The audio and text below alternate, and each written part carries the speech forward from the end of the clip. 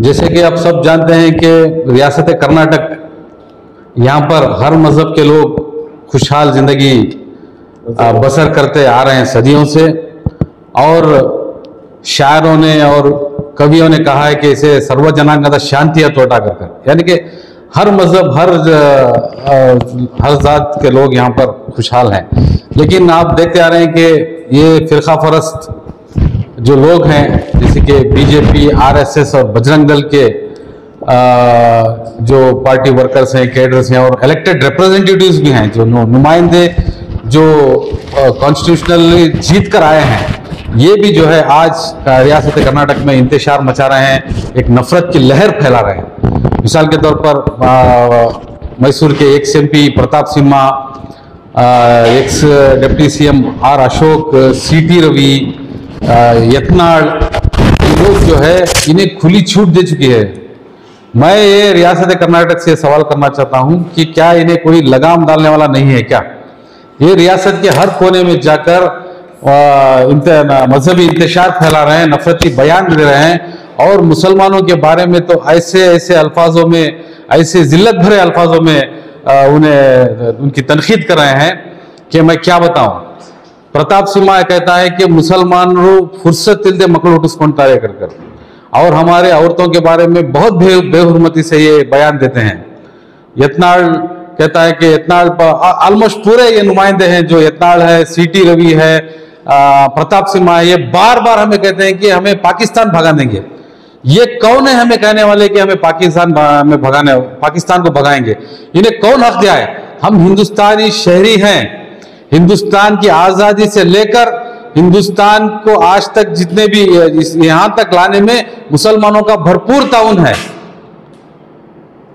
ये बात प्रताप सिम्हा और सीटी रवि जो भी ये कह रहे हैं कि हमें पाकिस्तान भगाएंगे, ये जान ले, ये तुम्हारे बाप का मुल्क नहीं है। ये हिंदुस्तान हमारा है, हमारा अपना है। हम पहले हिंदुस्तानी है, भारतीय हैं।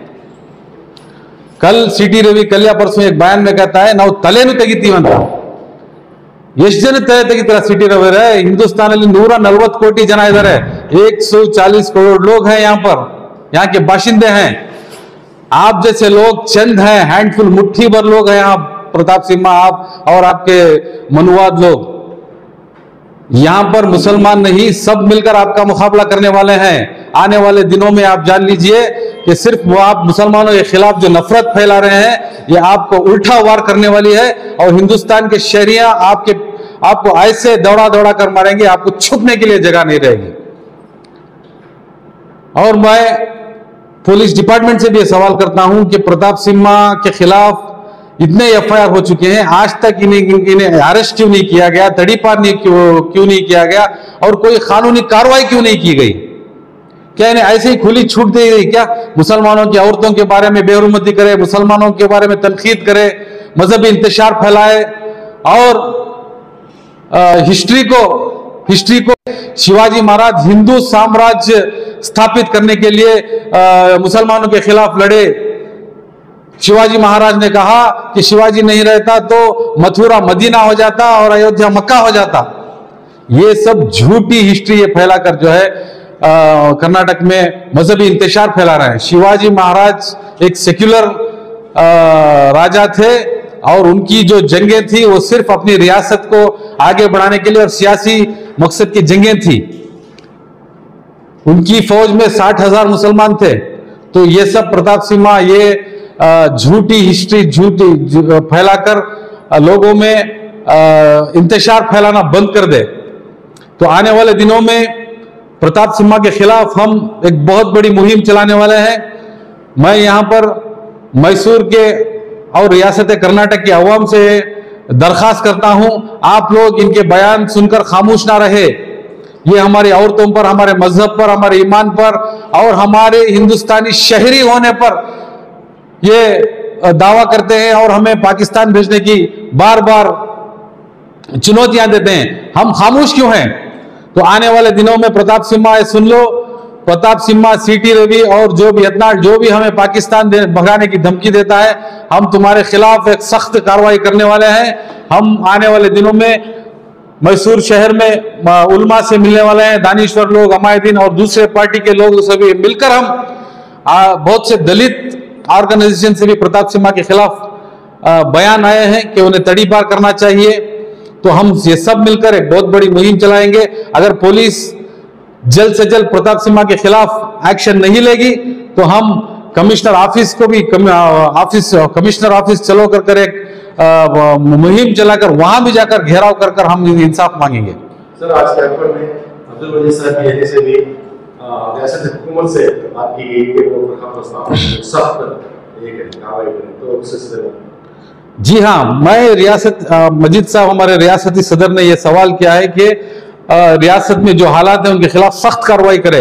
ये होम मिनिस्टर, चीफ मिनिस्टर क्या कर रहे हैं? क्यों यत्नाल, सीटी रवि, प्रताप सिम्हा और ऐसे आर अशोक जो मुसलमानों के कत्ल करने की बात करते हैं, उनके सर कलम करने की बात करते हैं, उन्हें पाकिस्तान भेजने की बात करते हैं, आज क्यों खुलेआम घूम रहे हैं? आज तक क्यों कार्रवाई नहीं की गई?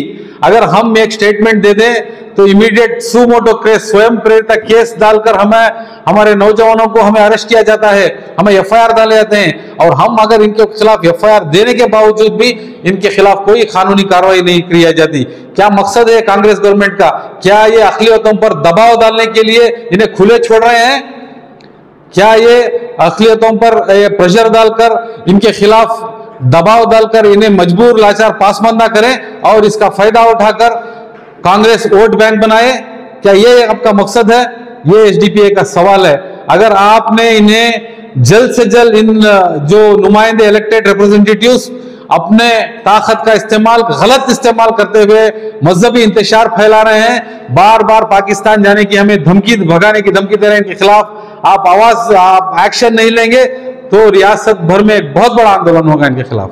जिस तरह मौजूदा सरकार 95% मुसलमानों के वोट लेने के बाद जो है हुकूमत कायम करती है, इसके बाद जो है रियासत कर्नाटक में मुसलमानों को कठपुतली तरह सुना दिया गया है, इस ताल्लुक से आप क्या कहना चाहेंगे? बिल्कुल सही फरमाया अफसर साहब आपने कि मुसलमानों को कठपुतली की तरह नचाया जा रहा है। मुसलमानों को बेदार होना चाहिए, उन्हें जानना चाहिए कि उनकी वोट की ताकत क्या है। और जो लोगों को इख्तिदार में लाते हैं और जो लोग झूठे वादे कर गए थे 2B रिजर्वेशन के बारे में, बजरंग दल को बैन करने के बारे में और हिजाब को वापस लाने के बारे में, कहां है?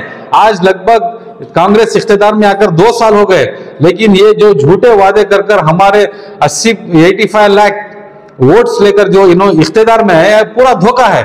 और आज हमें खुलेआम हमारी सिटीजनशिप पे सवाल किया जा रहा है, हमें हिंदुस्तानी होने पर सवाल किया जा रहा है, हमारे वतन परस्ती पर सवाल किया जा रहा है, तो ये खामोश है। क्यों इन्हें एक्शन नहीं ले रहा है? अरे हिंदुस्तान के असली शहरी हम हैं, मुसलमान हैं, क्योंकि हमने आजादी से लेकर अब तक हमने जद्दोजहद की। आप आरएसएस, बीजेपी और मनुवाद लोग, बजरंग दल वाले क्या किए हैं? आजादी से पहले आप अंग्रेजों के लिए मुखबिरी कर रहे थे और आजादी के बाद आप मजहबी इंतशार कर ये मुल्क को खोखला कर रहे हैं। आज तक भी आप लोग हमारे नेशनल फ्लैग का एहतराम नहीं किए, उसे चढ़ाते नहीं है। आरएसएस वाले नेशनल फ्लैग, इंडिया का नेशनल फ्लैग नहीं चढ़ाते। और ऐसे ही हर जगह ये फसाद, दंगे फसाद मचाकर हिंदुस्तान के मुस्तकबिल को कमजोर कर रहे हैं। हाल के दिनों में कर्नाटक में खुसूसन अलग-अलग जगहों पर फिरकावाराना फसादात हुए, जिसमें जो है बेकसूर मुस्लिम नौजवानों को जेल में डाल दिया गया है। इस ताल्लुक से आप क्या कहना चाहेंगे? देखिए, पहले जब त्योहार, ईद त्योहार या चाहे गणपति, होली, दिवाली, बकरीद या हमारे ईद उल फितर आते थे तो सब खुश होते थे। हर मजहब के लोग खुश होकर एक दूसरे के ईद बरात में शामिल होते थे। हम उनके घरों जाते, वो हमारे घरों को आते। आज बदकिस्मती ये है कि अगर ईद आए या गणपति का त्योहार आए तो हमें पुलिस बंदोबस्त की जरूरत है, पीस मीट की जरूरत है। पुलिस फ्लैग मार्च करती है, प्रोसेशंस काटकर पुलिस अपनी ताकत का मुजाहरा करती है। ये हालात को किसने लेकर आया? ये हालात जो फिरका परस्त बीजेपी आरएसएस के लोग हैं, इनकी वजह से ये हालात हैं। तो आप देख रहे हैं कि हर चंद सालों से अगर गणपति का त्योहार आए या ईद मिलाद आए तो वहां पर मजहबी इंतशार जरूर होता है। क्यों? क्योंकि इसे करवाया जाता है। पिछले बरस नागमंगला में गणेश विसर्जन के दौरान एक बहुत बड़ा दंगा हुआ, जिसमें करोड़ों रुपए का नुकसान हुआ, आगजनी की गई, लोगों के इसे दुकानों को जलाया गया। कौन है जिम्मेदार? अचानक जो लोग साल भर एक दूसरे के साथ भाई भाई की तरह रहते हैं, एक दूसरे के साथ कारोबार करते हैं, अचानक क्या हो जाता है कि पत्थरबाजी हो जाती है, आगजनी हो जाती है। इसके पीछे कोई ना कोई है। इस बार देखिए मद्दूर में ऐसे दंगे फसाद हुए, पत्थरबाजी हुई, गणेश चतुर्थी की तरह। वहां के लोग कह रहे हैं, वहां के जो मुकामी लोग कह रहे हैं कि हमें ऐसा इंतशार नफरत नहीं है, हम 50 साल से सदियों से मिलकर हैं, आज तक ऐसा नहीं हुआ। और मैं आपको ये कह दूं कि मंड्या की हिस्ट्री में कम्युनल वायलेंस आज तक नहीं हुआ। मैसूर में हुआ है, बेंगलुरु में, बेलगाम, हुबली में हुआ है, बाजू के जिले रामनगर में दंगे फसाद में, मजहबी दंगे फसाद, लेकिन मंड्या में ये कर्नाटक की हिस्ट्री में ये अब शुरू हो रहा है।